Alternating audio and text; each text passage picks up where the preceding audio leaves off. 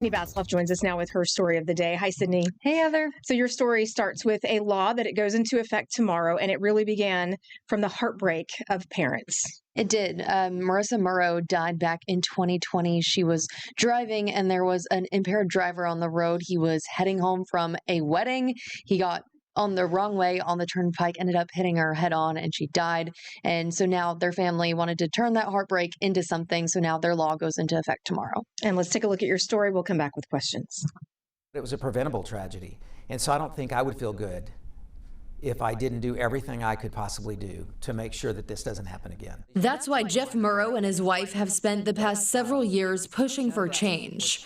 After losing their 19-year-old daughter Marissa to a drunk driver who was leaving a wedding venue, Malcolm Penny hit Marissa head-on while driving the wrong way on the turnpike. He was at the venue all day long, and he was drinking out of the groom's suite all day long. And then he was served and overserved at the reception.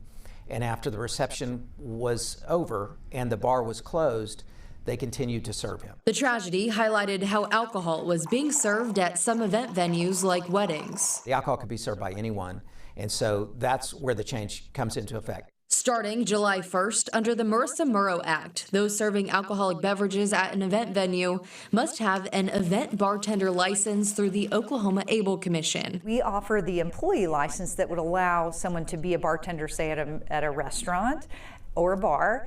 But this is different. There are two separate licenses. And the training for an event bartender license is different too. They have to do it in person, whereas the employee can have it online. Before now, no special training was required to serve as an event bartender. Do you know how to recognize that they need to be cut off? Can you make sure that they get a safe ride home? Do we have designated drivers where we need them? Cassie Fields with the Lux Bar Services says this law helps ensure those questions aren't left to chance. It's there to hold people a little bit more accountable and not be able to just hire just anybody off the street and kind of do a little bit. It makes brides think a little bit harder about their bar and understand where it's coming from, because it is a big deal. So this law specifically defines event venues. But first, let me ask you this. The drunk driver in question, what was he sentenced to? So he was sentenced to life. And something interesting they told me before is he was a repeat offender, had like 5 previous offenses, and he was still on the road.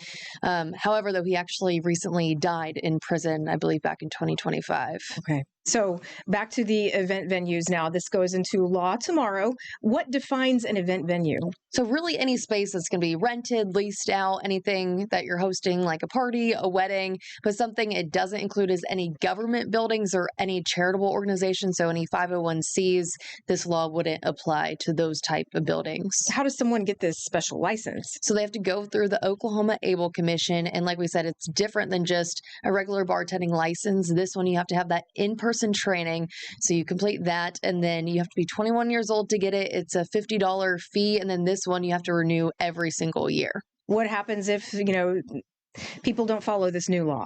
The Able Commission told me there would be criminal penalties. And then, of course, if you did have a license, that can end up getting revoked. Okay.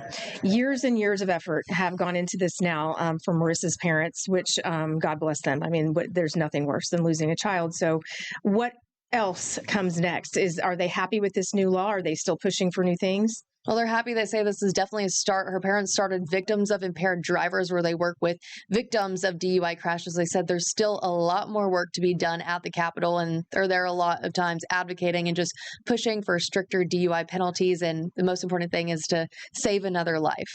Absolutely. All right. They've done so much already. Sydney, thanks so much. We appreciate you. Your weather discussion is coming up next.